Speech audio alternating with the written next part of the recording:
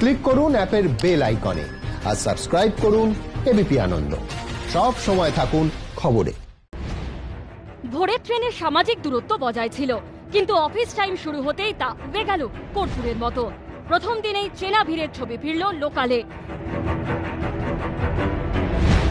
দরজায় বাদুড় ঝোলা ভিড়,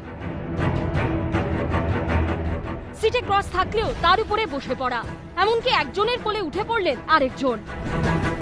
অর্ধেকের জায়গায় উঠলেন কয়েক গুণ যাত্রী।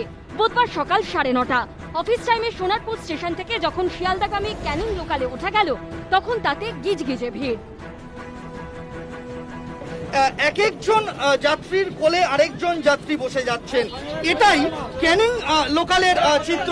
আমরা দেখতে পাচ্ছি যে যারা এখানে বসে রয়েছেন তাদের এক একজন যাত্রীর মাঝখানের সিট তো ফাঁকা নেই, তার পাশাপাশি একজন যাত্রীর কোলে আরেকজন বসে যাচ্ছেন। যেতে তো হবে আমাদের সবার এইভাবে, জায়গা নেই, কি হবে ট্রেন বাড়াতে হবে, না বাড়ালে কি সোশ্যাল ডিস্টেন্স বজায় করবো।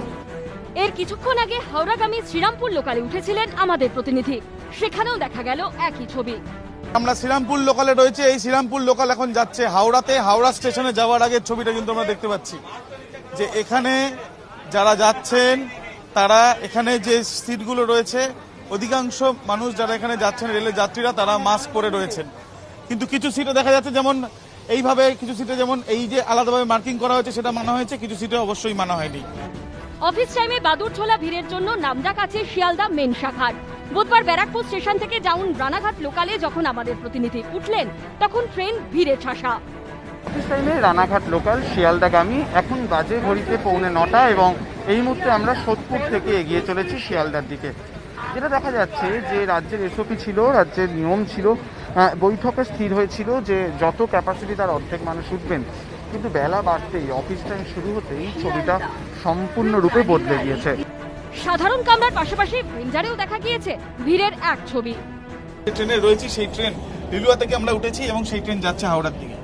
ভেন্ডার যে কম্পার্টমেন্ট সেইখানে আমরা রয়েছি, এই বগিতে প্রথমে ছবিটা দেখাচ্ছি, যেদিকে দেখানো যায় সেদিকেই কিন্তু মানুষ রয়েছে। জায়গা পাচ্ছি না, কি করতেই হবে। করোনা আবহে 7.5 মাসের বেশি সময় পর চালু হলো ট্রেন চলাচল, আর তাতেই ভিড়ের যে ছবি উঠে এলো, তাতে চিকিৎসকদের কপালে চিন্তার ভাঁজ। নাম্বার অফ ট্রেন যদি বাড়ানো যায়, তাহলে আমার যদি টোটাল প্যাসেঞ্জারটা একই থাকে, হোয়ারাজ নাম্বার অফ ট্রেনটা যদি আমি বাড়িয়ে ফেলতে পারি, তাহলে ইচ ট্রেনে প্যাসেঞ্জারের সংখ্যাটা কম হবে। তাহলে ইচ ট্রেনে যদি প্যাসেঞ্জারের সংখ্যাটা কম হয়, তাহলে সেখানে একটা সোশ্যাল ডিস্টেন্সিং কিছুটা হলেও মেনটেন করার জায়গা থাকতে পারে। বিশেষজ্ঞরা বলছেন, লোকাল ট্রেন কম চললে কামরায় ভিড় বেশি হবে, এটাই তো স্বাভাবিক। তাহলে কেন কম ট্রেন চালাচ্ছে রেল ও রাজ্য? কম ট্রেন চলায় মানুষের হয়রানিও হচ্ছে, আবার করোনা সংক্রমণের আশঙ্কাও বাড়ছে।